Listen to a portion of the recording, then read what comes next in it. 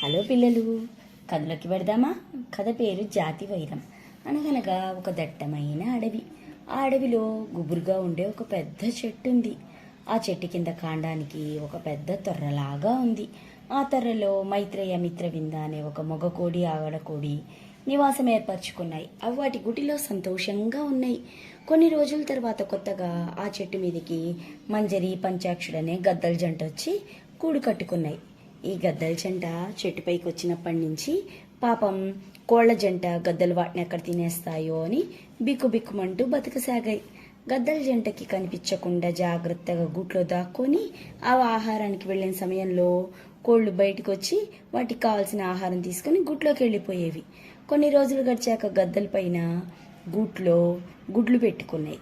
అలాగే కింద కోళ్లు కూడా గూట్లో గుడ్లు పెట్టుకున్నాయి. కొన్ని రోజుల తర్వాత గద్దలు కోళ్ళు అవి పెట్టిన గుడ్లని పొదిగి పిల్లల్ని చేసాయి. రోజు మంజరి పంచాక్షుడు ఆహారానికి వెళ్ళి ఆహారం తెచ్చి పిల్లలకి పెడుతుండేవి. కానీ మైత్రేయుడు మిత్రవిందతో ఒకసారి, నువ్వు ఆహారం కోసం రామాకు, మనం ఇద్దరం లేకపోతే మన పిల్లల్ని ఆ పంచాక్షుడు వచ్చి తీసుకెళ్ళిపోతాడు, నువ్వు పిల్లల్ని జాగ్రత్తగా చూసుకో, నేను అందరికీ ఆహారం తెస్తాను, ఎవరు బయటికి రామాకండి అని చెప్పి వెళ్ళేవాడు. అలా రోజులు గడుస్తున్నాయి. గద్ద పిల్లలు కోడి పిల్లలు కూడా కొంచెం పెద్దవి అయ్యాయి. కానీ వాటంతటా అవి ఆహారం తెచ్చుకునేంత పెద్దవి కాలేదు. ఒకరోజు మిత్రవింద, పిల్లలు కొంచెం పెద్దవి అయ్యాయి, వాటిని బయటికి వెళ్ళొద్దని చెప్పి నేను కూడా ఆహారం తీసుకురావడానికి వస్తాను, పిల్లలకి మనకి చాలా ఆహారం కావాల్సి వస్తుంది అంది. మైత్రేయుడు సరే అన్నాడు. సరే, పిల్లలతో మేము వచ్చేదాకా బయటికి రాకండి అని చెప్పి మైత్రేయుడు మిత్రవింద ఆహారం కోసం వెళ్ళిపోయేవి. ఒకరోజు కోడి పిల్లల్లో చిక్కి అనే ఒక తొంటరి కోడిపిల్ల మిగతా పిల్లలు వద్దని చెప్తున్నా వినకుండా గూటి బయటికి వచ్చి అటు ఇటు చూసి తిరుగుతూ ఉంటే దానికి చిన్న చిన్న పక్షుల అరుపుల శబ్దాలు వినిపించాయి. ఎక్కడి నుంచి వస్తున్నాయా అని వెతుకుతూ నెమ్మదిగా చెట్టు పైకెక్కి గూటి లోపలికి వెళ్ళింది. అక్కడ గద్ద పిల్లలున్నాయి. ఆశ్చర్యంగా ఒకళ్ళనొకళ్ళు వింతగా చూసుకుంటూ పలకరించుకున్నాయి. స్లోగా గద్ద పిల్లలు కోడి పిల్ల ఫ్రెండ్స్ అయ్యాయి. రోజు గద్దలు కోళ్ళు ఆహారానికి వెళ్ళగానే చిక్కి మిగతా పిల్లలకి ఇక్కడే తిరుగుతున్నా అని వద్దన్న వినకుండా బయటికి వెళ్ళి వాటికి తెలియకుండా చెట్టుపైకెక్కి వాళ్లతో ఆడుకొని వాళ్ళ అమ్మ నాన్న వచ్చే టయానికి కిందికి దిగి గూట్లోకి వెళ్ళిపోయేది. ఒకరోజు చిక్కి వాళ్ళ అమ్మ నాన్న బయటికి వెళ్ళాక గూటి బయటికి వచ్చి అటు ఇటు తిరుగుతోంది. గూటి లోపల చింటూ అనే కోడిపిల్ల ఇది రోజు ఏం చేస్తోంది చూద్దాం అని దాన్ని ఫాలో అయింది. చిక్కి అటు ఇటు చూసుకుంటూ స్లోగా చెట్టెక్కింది. కాసేపు అయ్యాక చింటూ కూడా చెట్టెక్కి చిక్కి ఎక్కడుంది చూసి గబగబా కిందికి వచ్చి కూట్లో దాక్కుంది. చిక్కి ఎప్పట్లాగా వాళ్ళ అమ్మా నాన్న వచ్చే టైంకి కిందికి వచ్చేసింది. వాళ్ళ అమ్మా నాన్న ఇంటికి వచ్చాక చింటూ వాళ్ళ అమ్మతో, చిక్కి వారం నుంచి వద్దన్నా వినకుండా బయటికి వెళ్ళి చెట్టుపైకి ఎక్కి అక్కడ వేటితోనే ఆడుకుంటోందమ్మా అని చెప్పేసింది. ఇంకంతే, వాళ్ళ అమ్మా నాన్న మేము బయటికి వెళ్ళొద్దని చెప్పినా ఎందుకు పెడుతున్నారు, పైన ఉన్నది గద్ద పక్షులు, అవి మనల్ని తినేస్తాయి, వెళ్ళమాకండి అని చెప్పాయి. కాదమ్మా, ఆ గద్ద పిల్లలు చాలా మంచివమ్మా, రోజు నాతో చక్కగా ఆడుకుంటాయమ్మా అని చెప్పింది చిక్కి.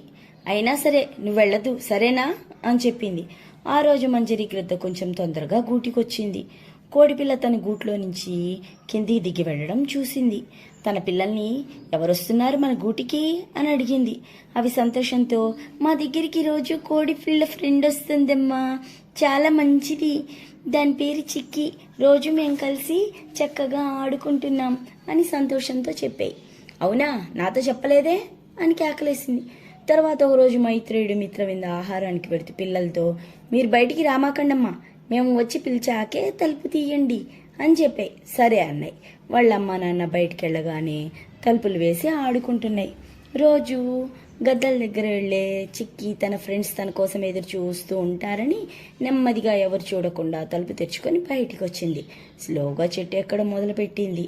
దాదాపు గద్దగూటి దగ్గర వరకు వచ్చేసింది. లోపల నుండి మాటలు స్పష్టంగా వినిపిస్తున్నాయి. ఆ రోజు మంజరి గద్ద కొంచెం ఆలస్యంగా ఆహారానికి బయలుదేరుతోంది. అది దాని పిల్లలతో చెప్తోంది, ఇవాళ కోడిపిల్ల వస్తే దాంతో ఆడుతూ అందరూ దాని చుట్టూ చేరి ఒక్కసారిగా దాని మీద పడి అందరూ మీ ముక్కులతో పొడిచి చంపేసేయండి సరేనా, దానికోసం మిగతా కోడిపిల్లలు ఏమన్నా వచ్చినా వాటిని కూడా అలాగే చంపేసేయండి, ఆ లేత మాంసం నాకు నాన్నకు కూడా కొంచెం అట్టే పెట్టండి అని అంది. గద్ద పిల్లలు వెంటనే అమ్మా అది మా ఫ్రెండ్ అమ్మా, చక్కగా రోజు ఆడుకుంటూ కబుర్లు చెప్పుకుంటున్నాం, సంతోషంతో గడుపుతున్నాం, ప్లీజ్ అమ్మా మేము చంపం అని చెప్పాయి.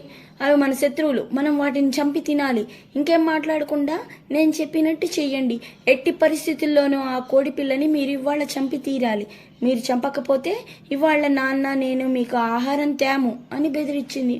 సరేనమ్మా చంపుతాంలే అని చెప్పాయి గద్ద పిల్లలు. తల్లి గద్ద ఆహారం కోసం బయటికి వెళ్ళిపోయింది. ఈ మాటలన్నీ చాటుగా ఉండి విన్న చిక్కి అంతే భయపడిపోయింది.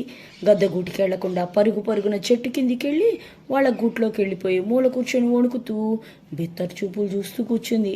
మిగతా పిల్లలు ఏమడిగినా మాట్లాడలేదు. ఈ లోపల వాళ్ళ అమ్మ నాన్న వచ్చారు. వెంటనే పిల్లలు వాళ్ళ అమ్మ దగ్గరికి వెళ్ళి అంతా చెప్పారు. అమ్మ చూడు చిక్కి ఏం చేసిందో, నువ్వు వద్దన్నా మళ్ళా వెళ్ళిందమ్మా, వచ్చాక నుంచి ఇలా కూర్చొని ఆ మూల అలా కూర్చుందమ్మా, పిలుస్తున్న పలకట్లేదు అని చెప్పాయి. తల్లి కోడి మూల కూర్చున్న చిక్కిని పిలిచింది. అది భయపడిపోతూ కూర్చుంది. తల్లి దగ్గరికి రాగానే తల్లి కౌగిలించుకొని బోర్న ఏడ్చింది. ఏమైందమ్మా అని అడిగితే అమ్మా అని ఏడుస్తూ గద్దగూడు దగ్గర తను విన్నదంతా చెప్పింది. క్షమించమ్మా, నువ్వు చెప్పినా మళ్ళా గద్దగూటికి వెళ్ళాలని అనుకున్నా, నాకు బుద్ధి వచ్చింది, ఇంకెప్పుడు వెళ్ళనమ్మా, ఏ తప్పు చేయను, నువ్వు చెప్పినట్టే చేస్తానమ్మా అంది. సరేలేమ్మా ఏడో మాకు, మేమెందుకు వెళ్ళొద్దన్నామో ఇప్పటికైనా నీకు అర్థమైంది కదా, అది చాలు అంది. ఈ లోపల మంజరి గద్ద కూటికి వచ్చింది. కోడి పిల్లని చంపారా అని అడిగింది పిల్లల్ని. గద్ద పిల్లలు లేదమ్మా, ఇవాళ మా ఫ్రెండ్ రాలేదమ్మా అని చెప్పాయి. సరే అయితే రేపు వస్తుందిగా, రేపు ఆ కోడి పిల్లని చంపేయండి అని చెప్పింది. సరే అన్నాయి.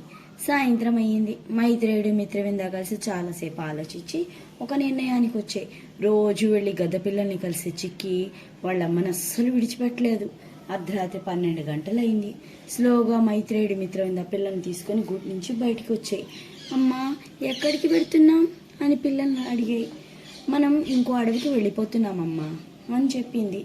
అట్లా మైత్రేయుడి మిత్రవింద వాటి పిల్లల్ని తీసుకొని గద్దలకి దూరంగా కోళ్ళు నివసించే ప్రదేశానికి వెళ్ళిపోయాయి. పిల్లలు చూసారా, చిక్కి వాళ్ళ అమ్మ నాన్న చెప్పిన మాట వినకుండా ఎట్లా ఆపదలో పడబోయిందో. పెద్దవాళ్ళు వద్దన్నా చేస్తే ఇట్టాటి చిక్కులే వస్తాయి. అందుకే పెద్దవాళ్ళు చెప్పిన మాటలు వినాలి. సరే పిల్లలు, నెక్స్ట్ కథలో కలుద్దాం.